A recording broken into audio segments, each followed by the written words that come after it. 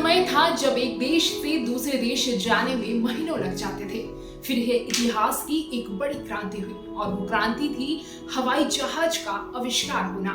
इस आविष्कार ने देशों के बीच की दूरियों को कम कर दिया। आज भले ही आपको देश के एक राज्य से दूसरे राज्य जाने में 1 या 2 दिन का समय लग जाए, पर दुनिया के किसी हिस्से में आप आसानी से घंटों के अंदर पहुंच सकते हैं। जी हाँ, ठीक आज से 114 साल पहले 17 दिसंबर 1903 के दिन राइट बंधुओं ऑरविल और विल्बर ने उत्तरी कैरोलिना में राइट फ्लायर नामक विमान से सफल उड़ान भरी थी। विमान 120 फीट की ऊंचाई पर 12 सेकंड तक उड़ा।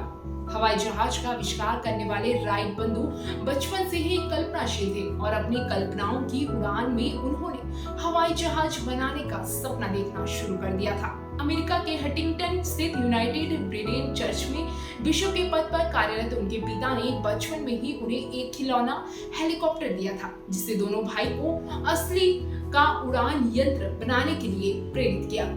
कागज, रबर और बांस का बना हुआ ये हेलीकॉप्टर फ्रांस के एरोनॉटिक विज्ञानी अल्फोंसे पेनॉट के एक आविष्कार पर आधारित था।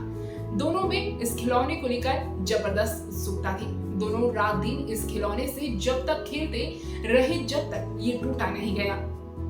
17 दिसंबर 1903 को पहली बार पूर्ण नियंत्रित मानव हवाई उड़ान को सफलतापूर्वक अंजाम देने वाले ऑरविल और विल्बर राइट साइकिल की संरचना को ध्यान में रखकर अलग अलग कल्प ऊर्जा जोड़कर हवाई जहाज विकास करते रहे।